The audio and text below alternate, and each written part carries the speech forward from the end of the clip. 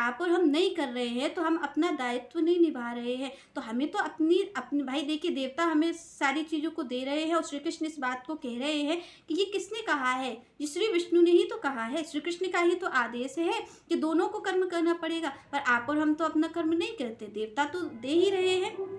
पर अगर नहीं करेंगे तो इसका परिणाम क्या होगा? आप और हम देख रहे हैं, इसका परिणाम प्रत्यक्ष देखने को मिल रहा है कि हम देखते हैं कि कभी-कभी बारिश ही नहीं होती है, कभी बारिश होती ही नहीं हो, देखते हैं कि हमारा अनाज बर्बाद हो जाता है, नहीं मिल पाता, हमें महँगा हो जाता है। तो क्या आप और हमें कष्ट नहीं पहुँचता इस चीज़ का? पहुँचता है। कभी आप देखते हैं कि बारिश नहीं होनी होती है और बारिश हो जाती है, और बारिश हो जाती है तो क्या होता है कि हमारा जो अनाज होता है वो बर्बाद हो जाता है, तो भी चीज़ महँगी हो जाती है और हम तक पर्याप्त भोजन नहीं मिल पाता है। तो हम कहीं न कहीं भगवान के नियमों का उल्लंघन तो हम कर रहे हैं, आप और हमसे तो उल्लंघन हो रहा है, पर हम भी विवश हैं क्योंकि हमें समय से फुर्सत नहीं हो और हम यज्ञ को नहीं कर सकते हैं। तो हमारी जो व्यवस्था है वो चैतन्य महाप्रभु दूर करते हैं। वो कहते हैं कि भाई आप कोई यज्ञ मत करो, आप आहुति वाला यज्ञ मत करो, पर आप नाम संकीर्तन का यज्ञ कर सकते हो। आप और हमें इस यज्ञ को तो करना ही चाहिए, चाहे हम कितने बिजी हो। और आप और हम ये देखते हैं कि भाई नाम लेने में कुछ नहीं जा रहा है। भगवान ने तो यहाँ तक कि कह दिया है आपको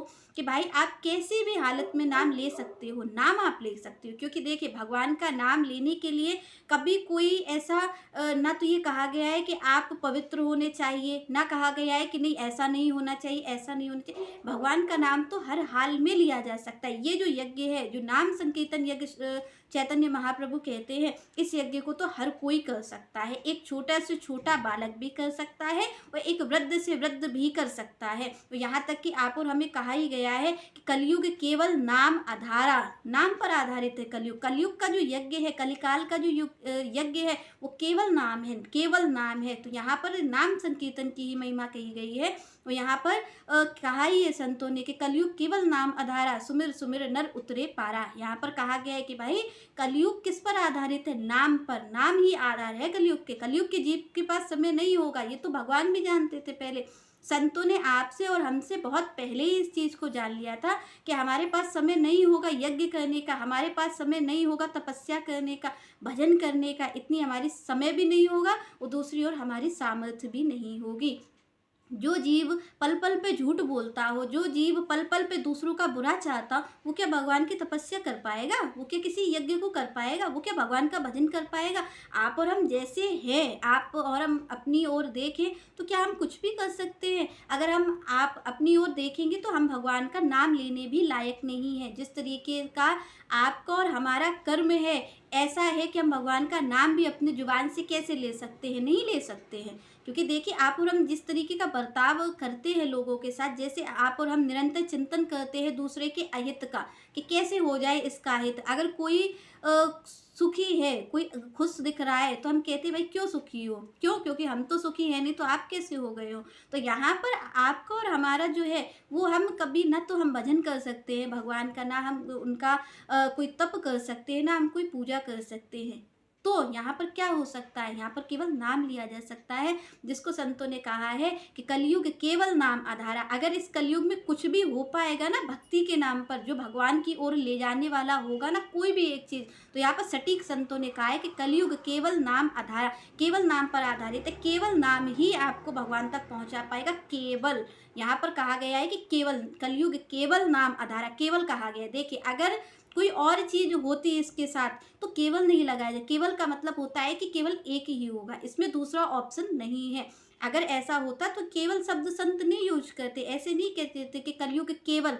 तो यहाँ पर केवल शब्द का मतलब ये है कि हम और आप कोई अन्य साधन नहीं कर सकते हैं। हम भगवान का भजन नहीं कर पाएंगे, हम भगवान के लिए तप नहीं कर पाएंगे, हम उनकी पूजा को नहीं कर पाएंगे। क्यों? क्योंकि ना तो हमारा तन शुद्ध है और ना आपका और हमारा मन शुद्ध है, तो हम कैसे करेंगे भगवान की पूजा? तो यहाँ पर इसीलिए कहा गया कि केवल कलयुग केवल नाम आधारा, सुमिर सुमिर नर उतरे पारा। सुमिर सुमिर मतलब बोल बोल करके। तो यहाँ पर आप और हम क्या करते हैं कि भाई हम भगवान का नाम भी नहीं लेना चाहते हैं। आपको हमारा तो हाल इतना बुरा है कि हमारे मुख से दूसरे के लिए गाली तो निकल जाएगी बहुत आसानी से, हम फट से गाली दे देंगे, हम विचार भी नहीं करेंगे और हम एक की जगह 10 गाली दे देंगे, पर भगवान का नाम हमारे मुख से नहीं निकल सकता। क्योंकि आप और हम अपनी स्थिति पर अगर विचार करें तो भगवान ने तो हमारे लिए कुछ छोड़ा ही नहीं है। ऐसा नहीं कहा कि भाई आप भजन कर लो, क्योंकि भगवान हमारी गति और मति को बहुत पहले ही जानते थे कि किस तरीके का कलयुग का जीव होगा।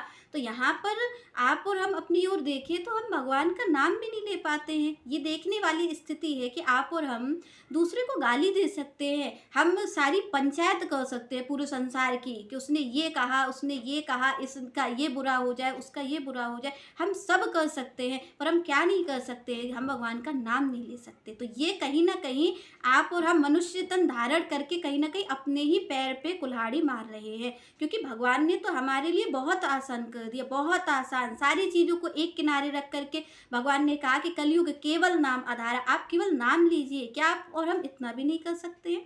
तो यहाँ पर कलयुग केवल नाम आधार है, आपके नाम पर आधारित है, केवल भगवान के नाम पर कलयुग आधारित है। और देखिए यहाँ पर आपको और हमें प्रमाण मिलता है कि जब श्री राम का नाम लिखा गया और वो पत्थर पानी में तैर गए। आप और हम सब ने इस चीज़ का प्रमाण देखा है कि केवल नाम ही तो लिखा गया था, तो नाम लिख करके पत्थर तैर गए। तो यहाँ पर भाई संत कहते हैं कि जिस नाम से पत्थर तरे तो तेरा तरना आसान है। आप और हम तो जीवित हैं, आप और हम मरे नहीं हैं अभी, आप और हम कोई पत्थर नहीं है, हम निर्जीव नहीं है, हम तो सजीव हैं। तो यहाँ पर भाई जिस नाम से पत्थर तर गए, पत्थर नहीं डूबे। आप विचार करिए कि पत्थर का क्या स्वभाव है कि पत्थर पानी में डालते ही डूब जाता है, पर जिस नाम से, नाम का प्रताप आप देखिए कितना नाम का प्रताप होगा कि जिस नाम से पत्थर तर गए तो तेरा तरना आसान है। आपका हमारा तरना आसान है इस नाम से। पर देखिए तो हमारी किस तरीके के हमारे पाप कर्म हैं कि आप और हम उस भगवान का नाम भी नहीं ले सकते जिसके नाम से पत्थर तर गए। हम तो जीवित हैं।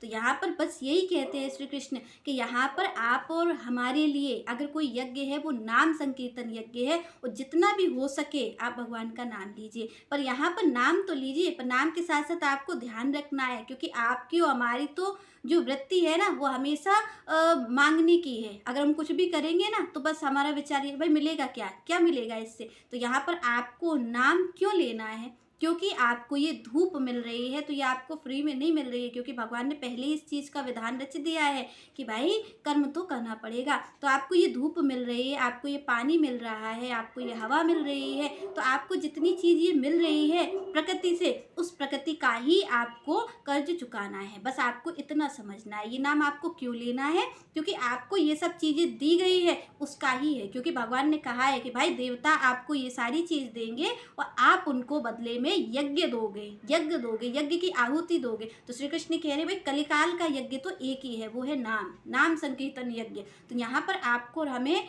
बस इतना ही अपने मन में ये संकल्प लेना है कि चाहे हम 10 मिनट ही भगवान का नाम ले। देखिए भगवान ने यहाँ ये नहीं कहा आपसे कि आप मेरे सामने बैठ कर के नाम लेना, ये भी नहीं कहा कि आप क्या कहते ऐसे नहा धो करके ही नाम लेना। ऐसा भगवान ने कुछ भी नहीं कहा है, कुछ भी यहाँ पर नहीं कहा गया कि आप नहा धो करके भगवान का नाम लें, कि आप उनके सामने बैठ करके नाम लें, कि आप कहीं पर भी लें। यहाँ पर भगवान बस इतना कहते कि आप उनका नाम लें। कहीं नहीं कहा गया कि ऐसे लें।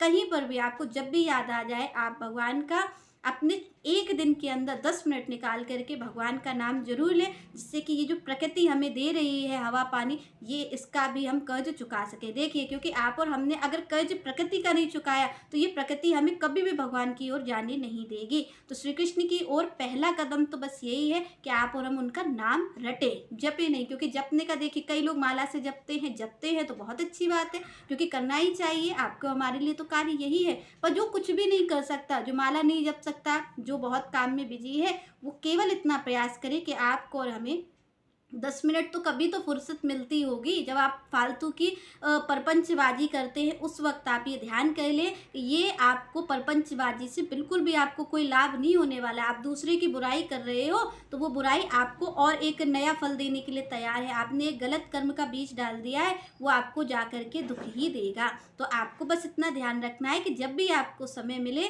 तो आप 10 मिनट निकालिए, 5 मिनट निकालिए, पर अपने कर्ज को चुकाइए। आपने इतने दिन हवा ली है, पानी लिया है और ले भी रहे हैं, अभी भी हम ले चुके हैं, इतने सालों से हम ले ही रहे हैं और हम आगे भी कब तक लेने वाले हैं तो हमें ये पता नहीं है, पर हमें अपनी ओर देखना है और हमें भगवान का नाम संकीर्तन यज्ञ करना है। तो आपको जो भी नाम रुचे, आपको राम का नाम जपे, आप चाहें तो कृष्ण का जपें, राधा राधा जपें, पर कुछ भी जपें, आप जपें भगवान का नाम, किसी भी उससे लें, पर भगवान का नाम लें, जिससे कि भगवान जिस बात को कह रहे हैं कि भाई कर्म करना चाहिए तो एक ही कर्म है। और इससे क्या होगा, नाम की महिमा बहुत है। यहाँ पर संतों ने कहा है कि भाई नाम की महिमा, अपने नाम की महिमा तो श्री राम खुद भी नहीं बता सकते हैं कि क्या है उनके नाम की महिमा।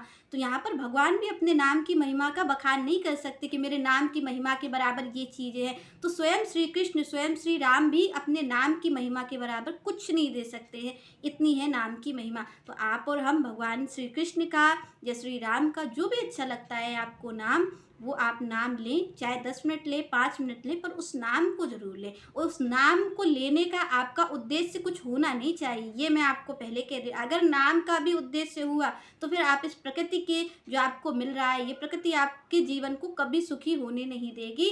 क्यों? क्योंकि आप इसके कर्जदार हो। और आप जानते हैं कि जब किसी से हम कर्जा लेते हैं तो हमारा जीवन सुखी से कभी हो नहीं सकता है। अगर हमने किसी से पैसा ले रखा है और हम उसे वापस नहीं कर रहे हैं तो आप सुखी जीवन की तो बिल्कुल भी कल्पना भी मत करिए। तो यहाँ पर आपको और हमें बस एक ही चीज़ करनी है कि हमें ये सारी चीज़ें मिल रही हैं भगवान की तरफ से। तो यहाँ पर हमें बस इतना करना है कि हम भगवान का नाम लें, चाहे 5 मिनट लें, चाहे 2 मिनट लें, पर हमें करना है। धीरे धीरे आप करेंगे तो इससे आपके 2 फ़ायदे होंगे। एक तो आपको प्रकृति का जो आपने ले रखा है, आप धूप, हवा, पानी ले रहे हैं, तो ये भी आपको आप दे सकेंगे। और दूसरी बात ये है कि भगवान का जब आप नाम लेंगे, तो आपका जो मन है, वो भी शांत होने लग जाए। क्योंकि आप और हमारा जो मन है, वो बहुत हमें परेशान करता है, गलत-गलत विचार हमारे अंदर देता है। तो ये जो मन है, ये मन कब शांत होगा? जब हम इसमें भगवान के नाम की आहुति देंगे। क्योंकि ये केवल यज्ञ, ये वही यज्ञ है जिसकी भगवान बात कर रहे हैं। तो हम आहुति कौन सी दे सकते हैं? वो भगवान के नाम की। तो जब हम भगवान का नाम लेते रहेंगे, आप देखेंगे कि जब आपका उद्देश्य स्वार्थ नहीं होगा, फिर आपसे कह रही हूँ मैं कि अगर आपने भगवान के उद्देश्य का कुछ ये रखा कि हम भगवान का नाम ले रहे हैं और हमें ये चीज़ मिल जाए, तो आपको कुछ हाथ नहीं आना है। पर यहाँ पर अगर आपने भगवान का नाम लिया और कुछ भी उद्देश्य नहीं रखा, केवल क्योंकि हमें लेना चाहिए, बस क्योंकि हमारा ये काम है, हमारा ये कर्म है, तो हमें ये करना ही चाहिए। अगर आपने ये उद्देश्य रखा तो निश्चित सी बात है आपका मन शांत हो जाएगा। और जब मन शांत हो जाएगा तो आप जानते ही हैं कि मन शांत हो जाएगा तो आप और हम श्री कृष्ण की भक्ति में ज़रूर लग सकेंगे और मन उनकी तरफ ही जाएगा। तो हमारी भक्ति दिन पे दिन बढ़ती जाएगी। चलिए नेक्स्ट चर्चा हम नेक्स्ट वीडियो में करेंगे। तब तक के लिए जय श्री राधे, जय श्री कृष्ण।